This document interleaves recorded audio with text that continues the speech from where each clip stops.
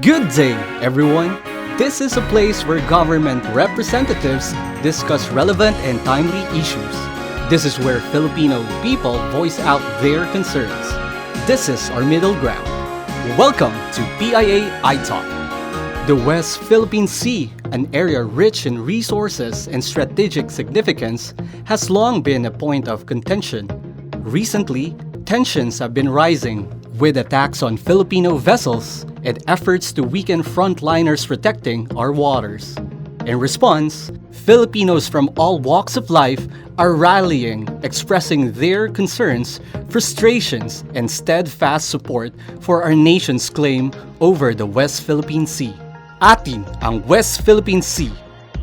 Ngayong araw, ating alamin ang mga batas na magpapatunay na sa Pilipinas ang West Philippine Sea, kasama ang Senior State Counsel ng Department of Justice, Atty. Fretti Ganchoon. Good day, you're listening to the iTALK on the West Philippine Sea. I'm going to make a presentation on understanding our rights in the West Philippine Sea under the United Nations Convention on the Law of the Sea and the 2016 Arbitral Award. So what is the West Philippine Sea? The West Philippine Sea refers to our maritime areas on the western side of the Philippine archipelago. Under Administrative Order Number 29, Series of 2012, the West Philippine Sea includes the Luzon Sea as well as the waters around, between, and adjacent to the Calayan Island Group or KIG and the waters of Bajo de Masinloc or Scarborough Shoal. In particular, when you say West Philippine Sea, it refers to our maritime zones under the United Nations Convention on the Law of the Sea. So what are our maritime zones under the United Nations Convention on the Law of the Sea or UNCLOS? Under UNCLOS, we have four maritime zones, namely the territorial sea, the contiguous zone, the exclusive economic zone, and the continental shelf. What are the extent of these maritime zones? All of these maritime zones are measured from the baselines, and in the case of the territorial sea, it's 12 nautical miles from the baselines, contiguous zone 24 nautical miles from the baselines, and the exclusive economic zone and continental shelf 200 nautical miles from the baselines. In the case of the continental shelf, if the natural prolongation of your landmass under the sea extends beyond 200 nautical miles, you can claim an extended continental shelf of up to 350 nautical miles. As I said, all of these maritime zones are measured from the baselines. And in the case of the Philippines, because the Philippines is not an ordinary coastal state, it's also an archipelagic state, our baselines are called archipelagic baselines. And I'm showing to you the archipelagic baselines of the Philippines as established by Republic Act number 9522, otherwise known as the Archipelagic Baselines Law of the Philippines, pursuant to or in accordance with Article 47 of the United Nations Convention of the Law of the Sea. So when we measure or project our four maritime zones from these baselines, it would look like this. So in the illustration, you're looking at our maritime zones surrounding the Philippine archipelago measured from our archipelagic baselines. The innermost line represents the archipelagic baselines of the Philippines. The second line represents the extent of the territorial sea, which is 12 nautical miles from the baselines. The third line represents the extent of the contiguous zone, which is 24 nautical miles from the baselines. And the last line, the fourth and the fifth line refers to the extent of our exclusive economic zone and continental shelf measured from our baselines, which are 1,200 nautical miles from the baselines. Now, with respect to our maritime zones, the question there is, what are our rights in our maritime zones? So I'm going to show to you a cross-section of the maritime zones so we can all appreciate the extent of these maritime zones and determine what are our rights in these maritime zones. So you can see again in the illustration our territorial sea, 12 nautical miles from the baselines, contiguous zone, 24 nautical miles from the baselines, exclusive economic zone, 200 nautical miles from the baselines, and the continental shelf, also 200 nautical miles from the baselines. So remember, when you say West Philippine Sea, it would refer to our maritime zones as seen on this illustration. So what are our rights in these maritime zones?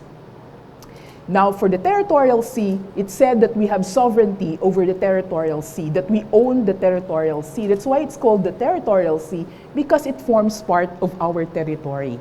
And it is said the farther away you go from the coast, the lesser your rights. So in the contiguous zone, which is 24 nautical miles from the baselines or 12 nautical miles from the outer limit of the territorial sea, we don't have sovereignty.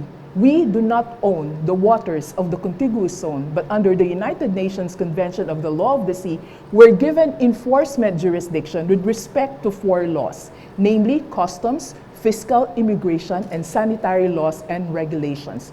With respect to the exclusive economic zone, which is 200 nautical miles from the baselines or 188 nautical miles from the outer limit of the territorial sea, under UNCLOS, Article 56, it is said that we do not have sovereignty over our exclusive economic zone, but we're given what is called sovereign rights. So what is sovereign rights and how is sovereignty different from sovereign rights? If you take a look at Article 56 of UNCLOS, sovereign rights only means exclusive rights.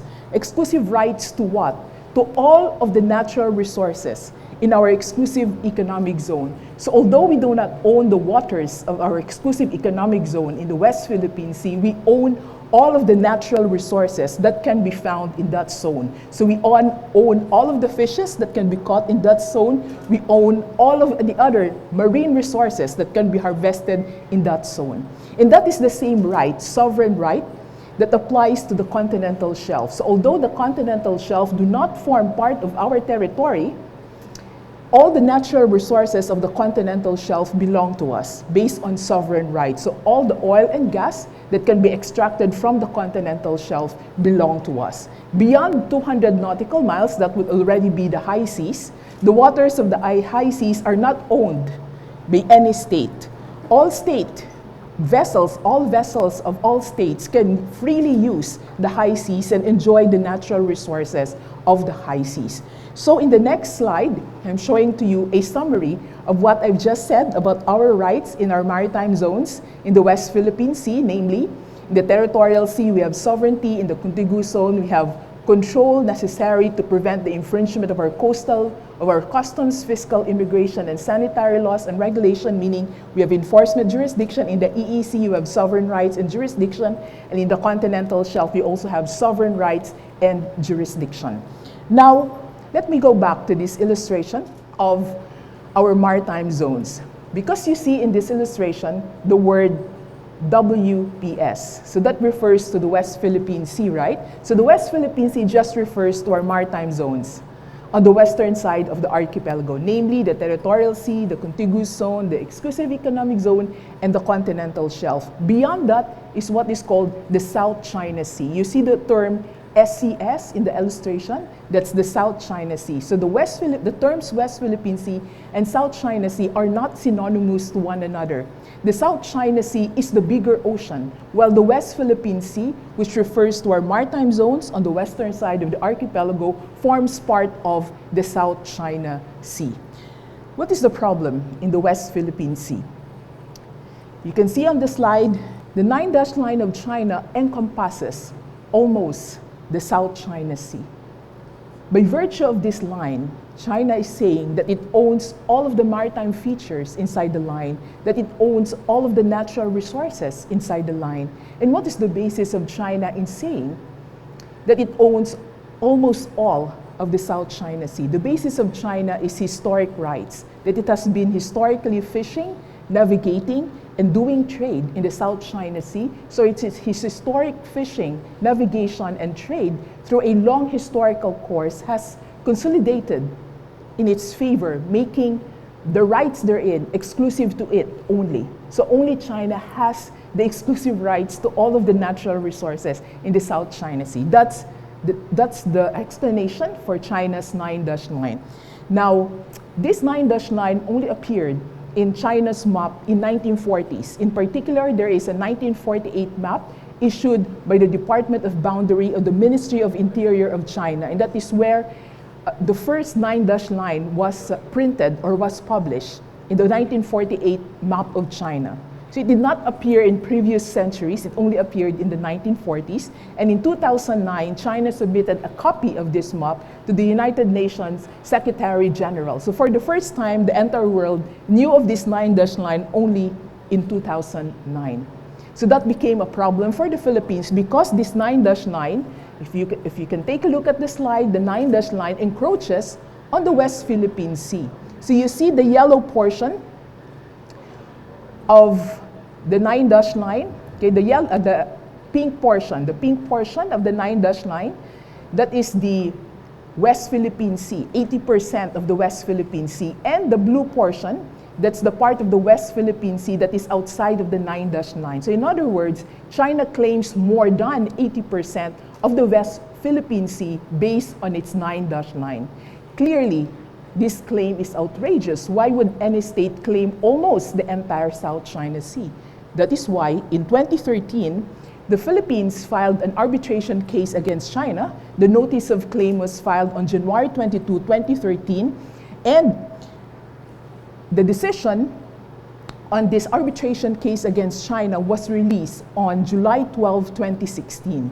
And in that arbitral award, the tribunal explained why the 9-dash line of China is illegal. According to the tribunal, it exceeds the limits of China's maritime zones under UNCLOS because China, like the Philippines, is only entitled to the 4 maritime zones that we discussed, namely the territorial sea, the contiguous zone, the exclusive economic zone, and the continental shelf.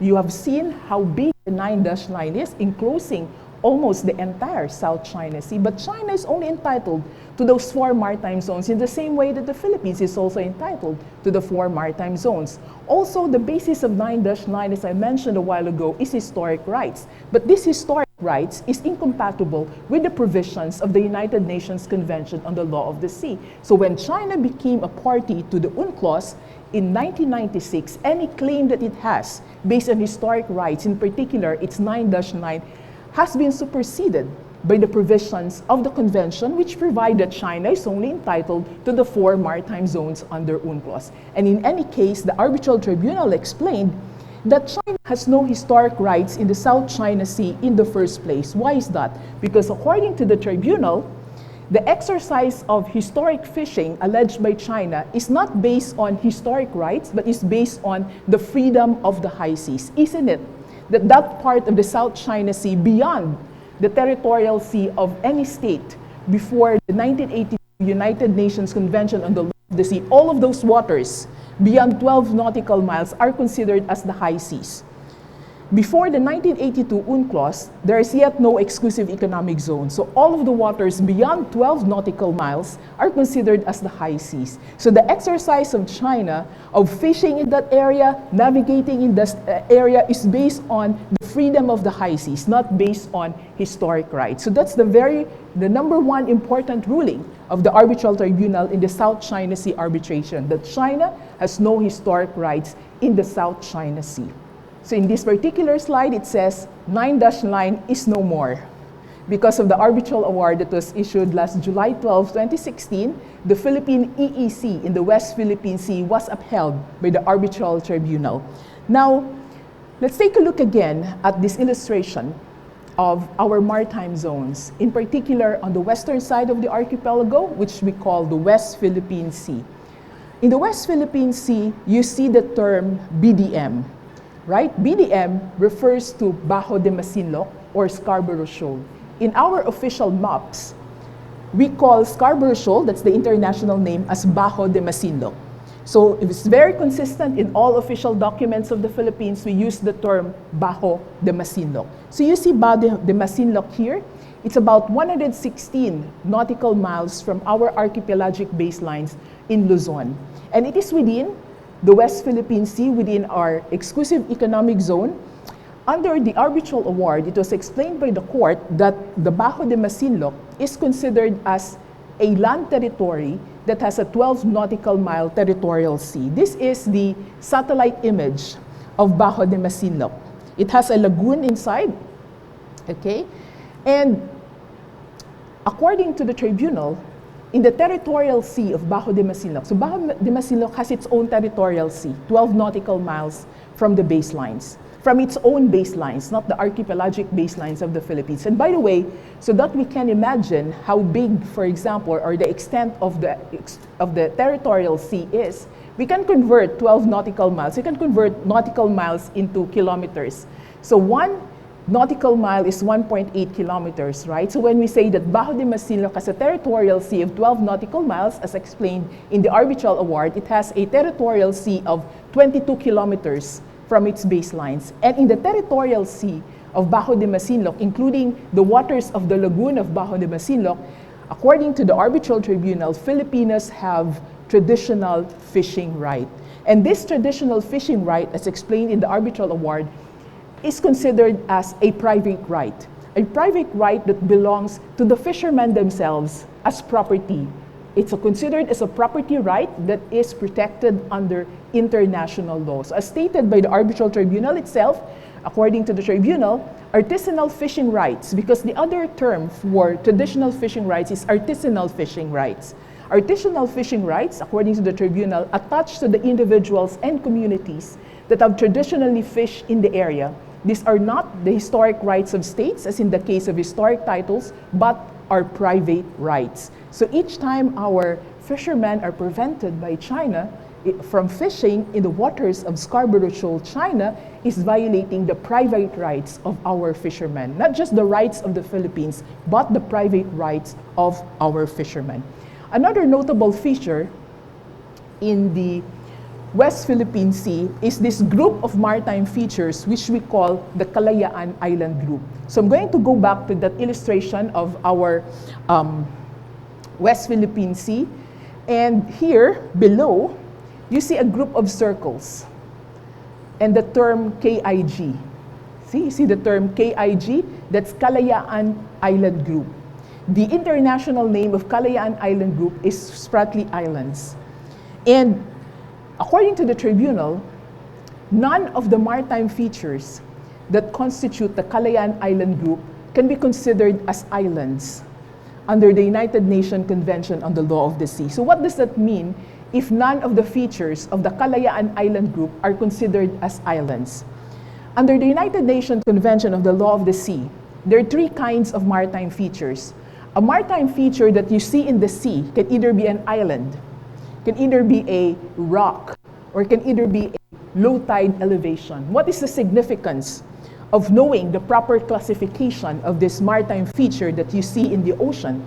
Because if the maritime feature is an island, it's entitled to the 4 maritime zones that I've just discussed, namely the territorial sea, the contiguous zone, the exclusive economic zone, and the continental shelf. That's according to Article 121 of UNCLOS. But if the maritime feature that you see in the ocean or in the sea is only considered as a rock, because although it is above water during high tide, but it cannot sustain human habitation or have an economic life of its own under Article 121 of UNCLOS, then it's only considered as a rock. As a rock, it's not entitled to generate any exclusive economic zone and continental shelf. It can have a territorial sea and a contiguous zone, 12 nautical miles to 24 nautical miles from its baselines, but it cannot generate an exclusive economic zone and continental shelf. And the last classification of a maritime feature that you see in the ocean is that of a low tide elevation. A low tide elevation is submerged during high tide, but is above water during low tide. If a maritime feature is a low tide elevation, it's not entitled to any maritime zones at all. In fact, if it's found in the EEZ of the Philippines, it forms part of the exclusive economic zone of the Philippines. And it is the finding of the arbitral tribunal that none of the maritime features occupied by China in the West Philippine Sea are islands. As discussed in the arbitral award, China is in occupation of 7 maritime features in the West Philippine Sea. And you can see their names on the screen. So these are the 7 maritime features under the occupation of China: Mischief Reef, Subi Reef, Fiery Cross Reef, Quarteron Reef, Gavin Reef, Johnson Reef, and McKinnon Reef, including Huge Reef. And according to the arbitral tribunal, none of them are islands. In fact, 2 of them, in particular Mischief Reef, which we call Panganiban Reef, and Subi Reef, which we call Samora Reef, are low tide elevations. So what is the significance that these 2 maritime features are low tide elevations. They do not generate any maritime zones under UNCLOS. Mischief Reef is about 125 nautical miles from our archipelagic baselines in Palawan. It's within our exclusive economic zone. As a low tide elevation, it forms part of our EEZ and continental shelf. And that's the same for Subi Reef. Subi Reef tide elevation located within the territorial sea of Ito Island or Pag-asa Island. So it does not have any maritime zones at all. It forms part of the territorial sea of Pag-asa Island. And all of the other features are just rocks, not islands. So what is the significance if these features are rock? The significance of these features being rocks is that they cannot generate any EEZ that can overlap with our EEZ measured from Palawan. So in other words, in the West Philippine Sea, according to the arbitral award, there are no overlapping exclusive economic zones and continental shelves within Philippines and China.